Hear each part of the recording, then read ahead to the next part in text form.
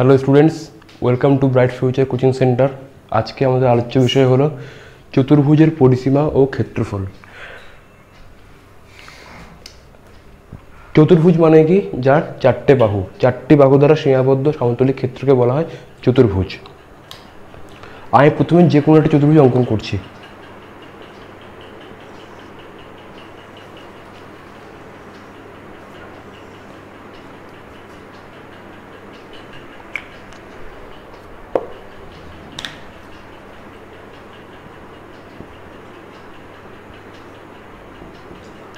ABCD হলো একটা যে কোনো চতুর্ভুজ।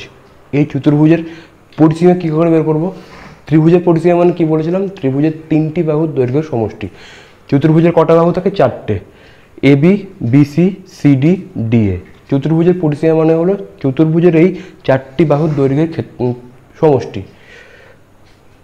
তাহলে এই চতুর্ভুজের পরিসীমা ইকুয়াল টু আমি কী বলতে পারি? ABCD চতুর্ভুজের পরিসীমা equal two AB plus BC plus CD plus DA। এটা হলো পরিসীমা। তাহলে চতুর্ভুজের পরিসীমা মানে কি মনে রাখবে? চতুর্ভুজের চারটি বাহুর দৈর্ঘ্যের সমষ্টি। এবার চতুর্ভুজের ক্ষেত্রফলে আসছি।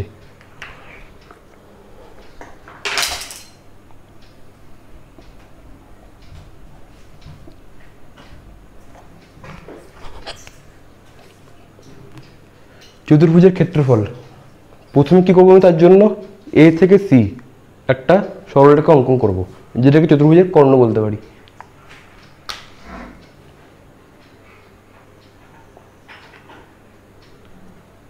AC কর্ণ আঁকার ফলে কি হলো? চতুর্ভুজটা দুটো ত্রিভুজে বিভক্ত হলো।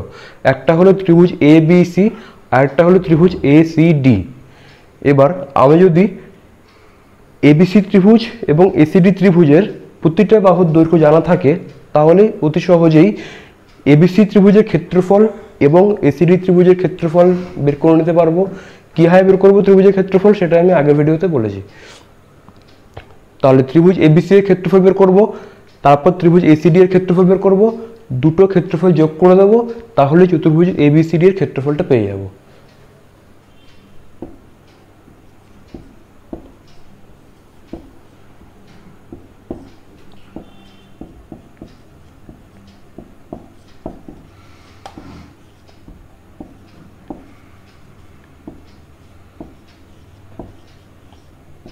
চতুর্ভুজ ABCD এর ক্ষেত্রফল ইকুয়াল টু ত্রিভুজ ABC এর ক্ষেত্রফল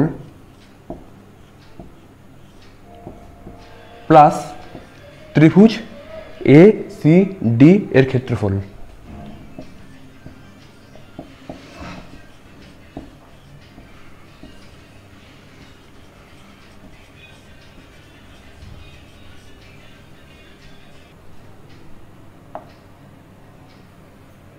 আচ্ছা, তাহলে এই চতুর্ভুজের ক্ষেত্রফলটা বের করার জন্য আমাদের কী কী জানতে হবে? এক নম্বর হচ্ছে AB বাহুর দৈর্ঘ্য জানতে হবে, দুই নম্বর হচ্ছে BC বাহুর দৈর্ঘ্য জানতে হবে, তিন নম্বর হচ্ছে CD বাহুর দৈর্ঘ্য জানতে হবে, চার নম্বর হচ্ছে DA বাহুর দৈর্ঘ্য জানতে হবে। মানে চতুর্ভুজে চারটে বাহুর দৈর্ঘ্য জানতে হবে। আর তার সঙ্গে একটা জিনিস কী জানতে হবে? AC কর্ণটার দৈর্ঘ্য। AC কর্ণের পরিবর্তে কিন্তু BD কর্ণের দৈর্ঘ্য দেওয়া থাকতে পারে। তখন কি হবে?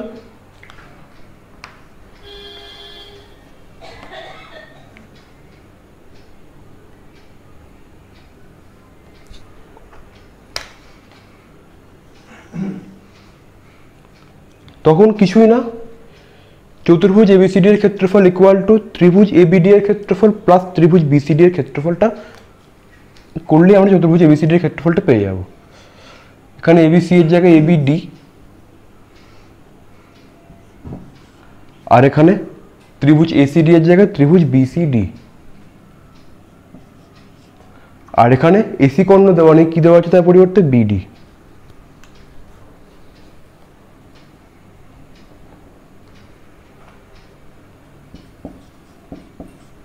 ব্যাস।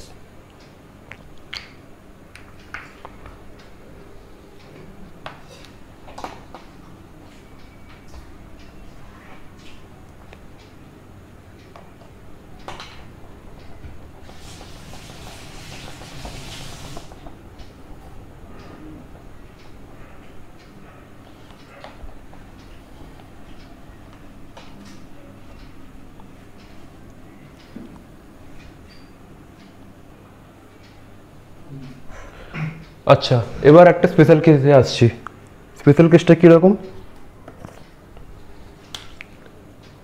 এটাও যে কোনো চতুর্ভুজ ABCD, শুধু ডিফারেন্সটা কোথায়? এই চতুর্ভুজের দুটো বাহু পরস্পর লম্ব। ধরো ABCD চতুর্ভুজে AB লম্ব BC দেওয়া আছে। আগেরটাতে আমরা কি করেছিলাম? AC কর্ণ অঙ্কন করেছিলাম, এখানেও তাই করছি। AC কর্ণ অঙ্কন করলাম। তাহলে চতুর্ভুজ ABCD এর ক্ষেত্রফল ইকুয়াল টু কি হবে? ত্রিভুজ ABC এর ক্ষেত্রফল প্লাস ত্রিভুজ ACD এর ক্ষেত্রফল।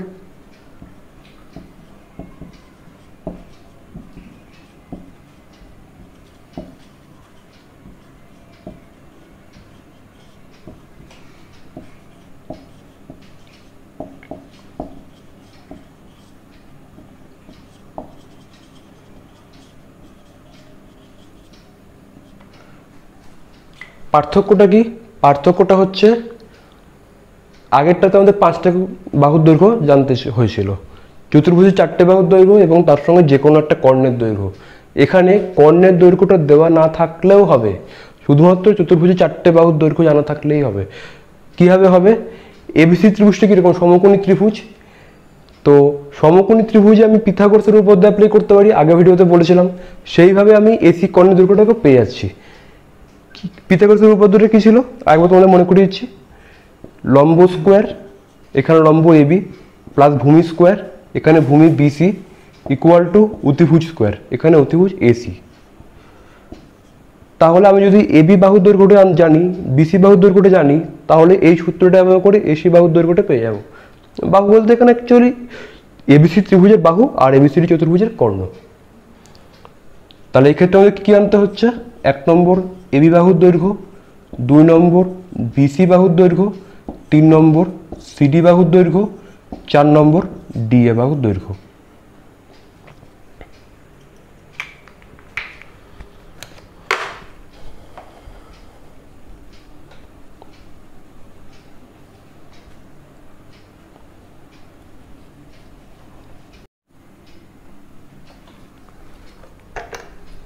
এবারেও আমি যে কোনো একটা চতুর্ভুজ অঙ্কন করব, এখানে শুধু প্রদত্তটা আলাদা থাকবে।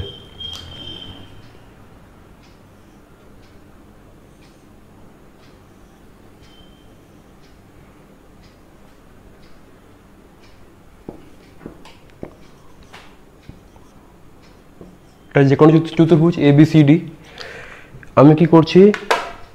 AC কর্ণটা অঙ্কন করছি। B থেকে AC কর্ণের উপর একটা লম্ব অঙ্কন করছি, ধরছি এটা M বিন্দুতে মিলিত হচ্ছে। D থেকেও আমি AC বাহুর উপর একটা লম্ব অঙ্কন করছি, ধরছি সেটা N বিন্দুতে মিলিত হচ্ছে। তো এবার এই চতুর্ভুজের ক্ষেত্রফলটা আমি কীভাবে নির্ণয় করব? দেখো, একটু আগে আমি তোমাদের বললাম কি, চতুর্ভুজ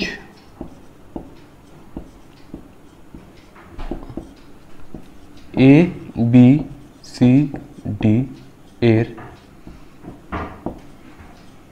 ক্ষেত্রফল ইকুয়াল টু ত্রিভুজ ABC এর ক্ষেত্রফল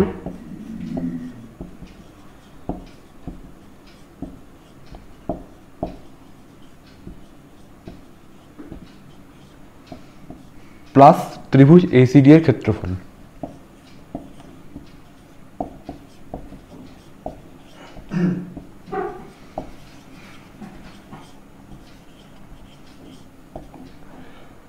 তো ত্রিভুজ ABC এর ক্ষেত্রফল কীভাবে বের করবো আমি এবার?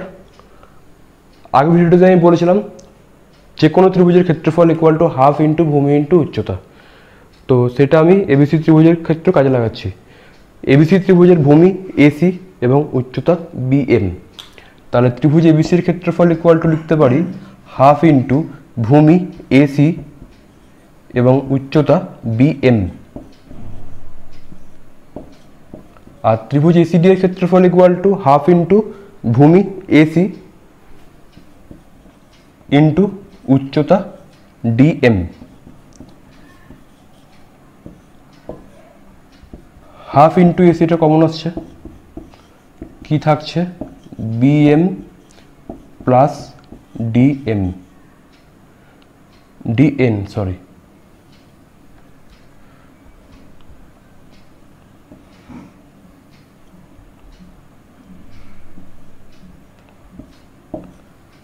তাহলে এই ক্ষেত্রে কি কি দেওয়া থাকবে, 1 নম্বর এসি বা কর্ণের দৈর্ঘ্য দেওয়া থাকবে, 2 নম্বর বিএম লম্বের দৈর্ঘ্য দেওয়া থাকবে এবং 3 নম্বর ডিএন লম্বের দৈর্ঘ্য দেওয়া থাকবে। এসি বিএম ডিএন এই তিনটি যদি আমরা জানতে পারি, দৈর্ঘ্য যদি দেওয়া থাকে আমাদের, তাহলে আমরা খুব সহজেই এই সূত্রটা ইউজ করে এই চতুর্ভুজটার ক্ষেত্রফল বের করে ফেলতে পারবো। এবার আমি আসছি কিছু বিশেষ ধরনের চতুর্ভুজের ক্ষেত্রফল বের করবো কিভাবে সেইটা নিয়ে। বিশেষ ধরনের চতুর্ভুজ কোনগুলোকে বলা হয়, বর্গক্ষেত্র, সামান্তরিক, রম্বস, ট্রাপিজিয়াম, কাইট, এগুলোকে। এগুলোর প্রত্যেকটার পরিসীমা ক্ষেত্রফল কী করে বের করতে হয় আমি সেগুলোতে আসছি।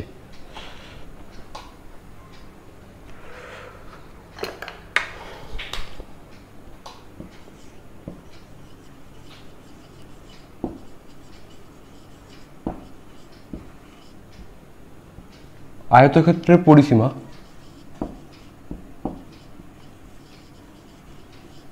ইকুয়াল টু 2 ইন্টু দৈর্ঘ্য প্লাস প্রস্থ। আমি একটা আয়তক্ষেত্র অঙ্কন করছি।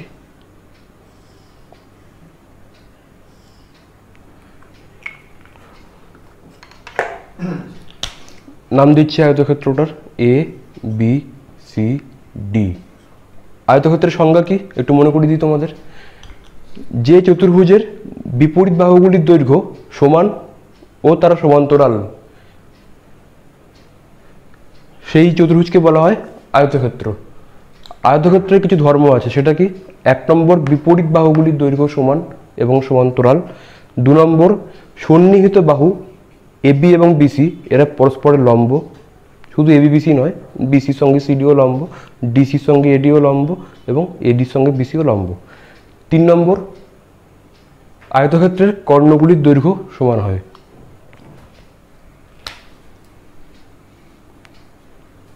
তো সামান্তরিকের বড় বাহুর বাহুগুলোকে বলা হয় দৈর্ঘ্য এবং ছোট বাহুগুলোকে বলা হয় প্রস্থ। তাহলে এবিসিডি আয়তক্ষেত্রের দৈর্ঘ্য equal to A D equal to B C এবং প্রস্থ equal to A B equal to C D.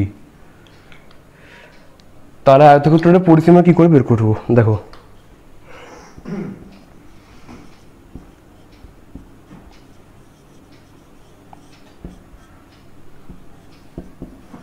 পরিসীমা equal to AB plus BC plus CD plus DA. AB equal to CD, তাহলে আমি এখানে এবির জায়গাতে বসিয়ে দিলাম CD. BC equal to AD, বিসির জায়গাতে বসিয়ে দিলাম এডি।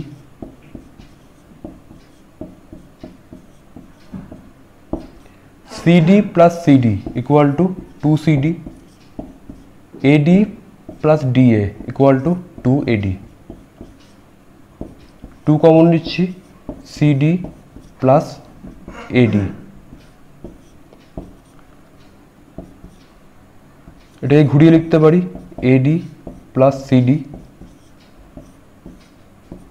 এডি কি বলেছিলাম দৈর্ঘ্য, সিডি কি বলেছিলাম প্রস্থ, তাহলে 2 ইন্টু দৈর্ঘ্য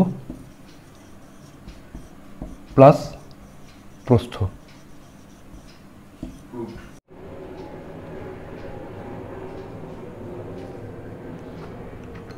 এবার আমি আসছি আয়তক্ষেত্রের ক্ষেত্রফল সূত্র প্রমাণ করার জন্য। দেখো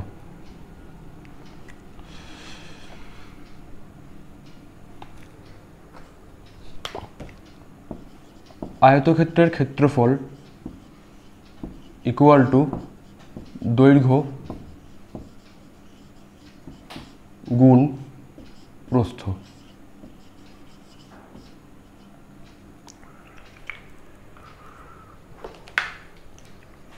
আমি এসি কর্ণ অঙ্কন করছি।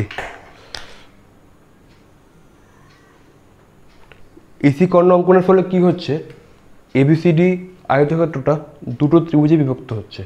একটা হলো ত্রিভুজ এবিসি, আরেকটা হলো ত্রিভুজ এসিডি। আয়তক্ষেত্রের সন্নিহিত বাহুগুলি লম্ব হয় এবি বিসির উপর লম্ব, তাহলে ত্রিভুজ এবিসি কি ত্রিভুজ, সমকোণী ত্রিভুজ বলতে পারি। সমকোণী ত্রিভুজের ক্ষেত্রফল কি, হাফ ইন্টু ভূমি ইন্টু উচ্চতা।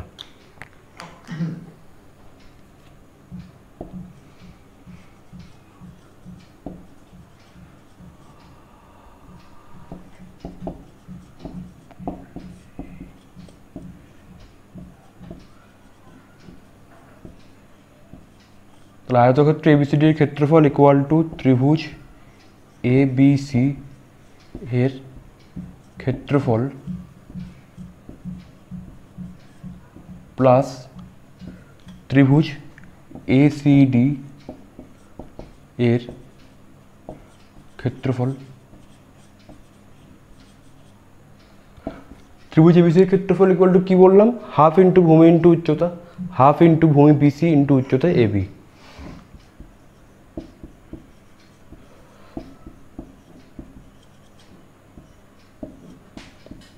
ত্রিভুজ এসিডি এর ক্ষেত্রফল ইকুয়াল টু কি, সেম, সিডি এডি এর উপর লম্ব, তাহলে সিডি লম্ব হলে এডি উচ্চতা হবে। তাহলে ত্রিভুজ এসিডি এর ক্ষেত্রফল equal to half into CD into এডি।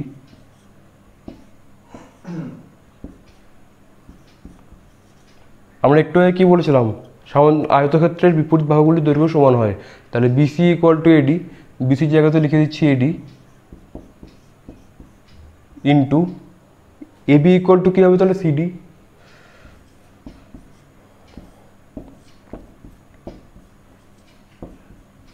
এটা যেমন ছিল তেমন রেখে দিলাম।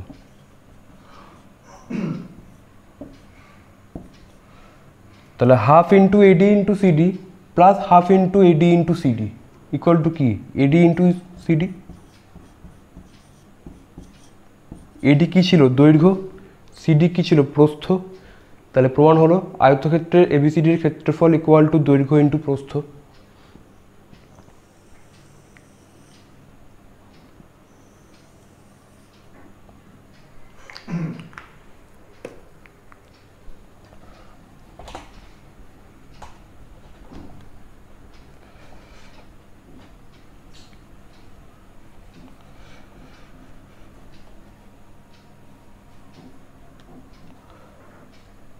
আয়তক্ষেত্রের দৈর্ঘ্য হলো, প্রস্থ হলো, এবার আসছি কর্ণের।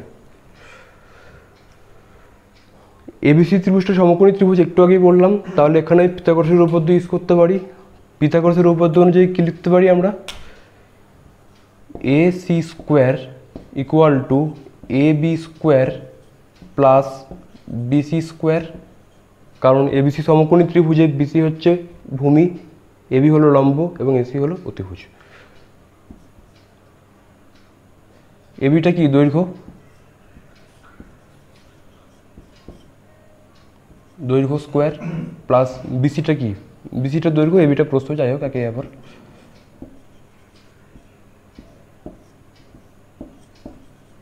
আর এসিটা কি, কর্ণ, তাহলে কর্ণের দৈর্ঘ্য ইকুয়াল টু রুট ওভার দৈর্ঘ্য স্কোয়ার প্লাস প্রস্থ স্কোয়ার।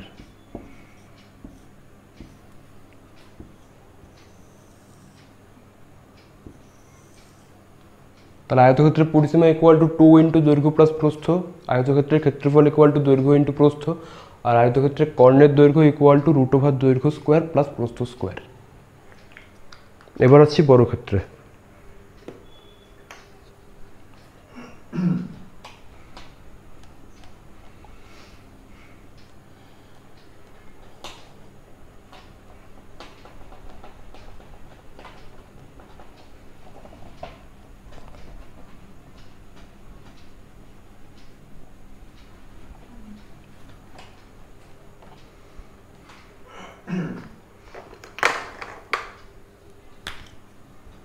বর্গক্ষেত্রের পরিসীমা ইকুয়াল টু 4 ইন্টু বাহুর দৈর্ঘ্য।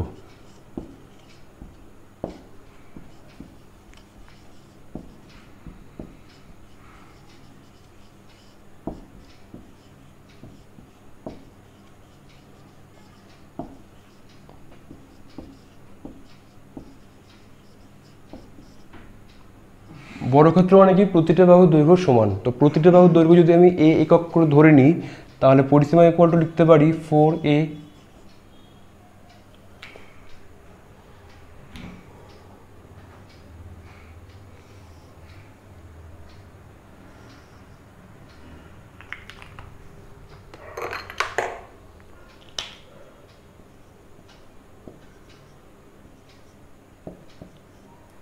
আয়তক্ষেত্রে যাদের ধর্ম আছে, বর্গক্ষেত্রের ক্ষেত্রেও প্রতিটা ধর্মই প্রায় একই, শুধু একটা ধর্মই আলাদা। আয়তক্ষেত্রে কর্ণগুলো দৈর্ঘ্যগুলো সমান হয়, কিন্তু বর্গক্ষেত্রের দৈর্ঘ্যগুলি সমান হয় না। বর্গক্ষেত্রের দৈর্ঘ্যগুলি কী হয়, পরস্পরকে লম্বভাবে সমদ্বিখণ্ডিত করে। বাদবাকি যে ধর্মগুলো ছিল আয়তক্ষেত্রের, বিপরীত বাহুগুলির দৈর্ঘ্য সমান ও তারা সমান্তরাল, সন্নিহিত বাহুগুলি সমকোণ, সেগুলো একই।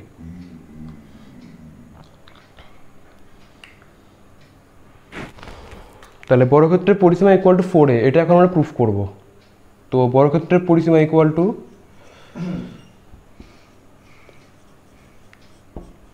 AB plus BC plus CD plus DA। আমরা যদি প্রতিটা বাহুকে ধরে নিই a একক, তাহলে কি লিখতে পারি, a plus a plus a plus a equal to 4a। প্রমাণ হয়ে গেল বর্গক্ষেত্রের পরিসীমা ইকুয়াল টু 4 ইন্টু বাহুর দৈর্ঘ্য মানে 4a।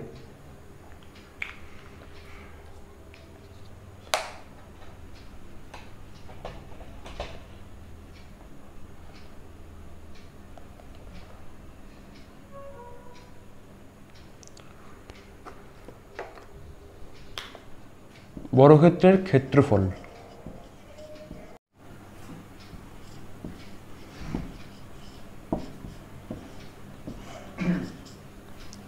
বর্গক্ষেত্রের ক্ষেত্রফল ইকুয়াল টু বাহুর দৈর্ঘ্য স্কোয়ার।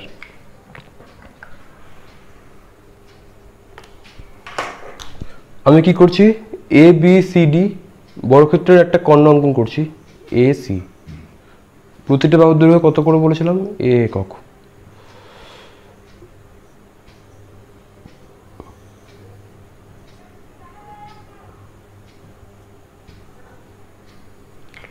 আচ্ছা, বর্গক্ষেত্রটা এখন দুটো ত্রিভুজে বিভক্ত হলো, একটা ত্রিভুজ ABC আর একটা ত্রিভুজ ACD। বর্গক্ষেত্রের সন্নিহিত বাহুগুলি সমকোণ থাকে, তাহলে ত্রিভুজ ABC এর ক্ষেত্রফল ইকুয়াল টু হাফ ইন্টু ভূমি ইন্টু উচ্চতা, সেটা আমরা ব্যবহার করতে পারি। তাহলে ক্ষেত্রফল ইকুয়াল টু ত্রিভুজ ABC এর ক্ষেত্রফল প্লাস ত্রিভুজ ACD এর ক্ষেত্রফল। ত্রিভুজ ABC এর ক্ষেত্রফল ইকুয়াল টু হাফ ইন্টু ভূমি BC ইন্টু উচ্চতা AB প্লাস ত্রিভুজ ACD এর ক্ষেত্রফল হাফ ইন্টু ভূমি AD ইন্টু উচ্চতা CD।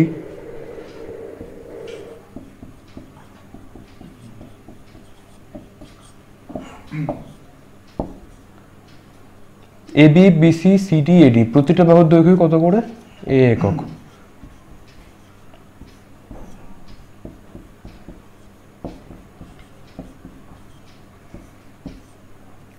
Half into a into a কত হয়, half a square plus half into a into a, half a square.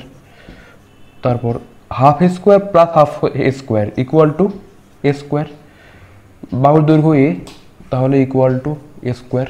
তাহলে প্রমাণ হলো বর্গক্ষেত্রের ক্ষেত্রফল ইকুয়াল টু বাহুর দৈর্ঘ্য হোল স্কোয়ার।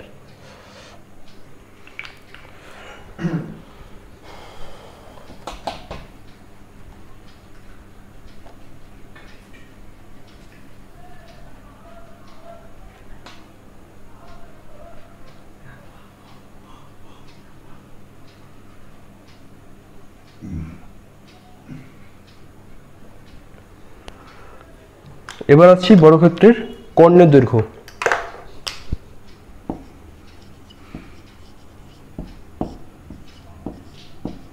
বর্গক্ষেত্রের কর্ণের দৈর্ঘ্য ইকুয়াল টু 2 √ বাহুর দৈর্ঘ্য। Sorry, 1 minute.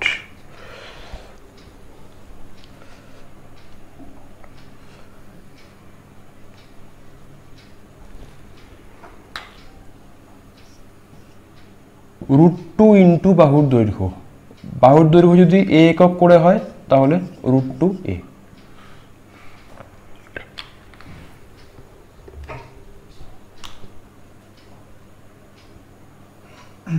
তাহলে এবিসি ত্রিভুজটা কি ত্রিভুজ? সমকোণী ত্রিভুজ। পিথাগোরাসের উপপাদ্যটা অ্যাপ্লাই করছি। AC² equal to AB² plus BC²। AB বাহুর দৈর্ঘ্য a একক, BC বাহুর দৈর্ঘ্য a একক, a² প্লাস a² 2a²।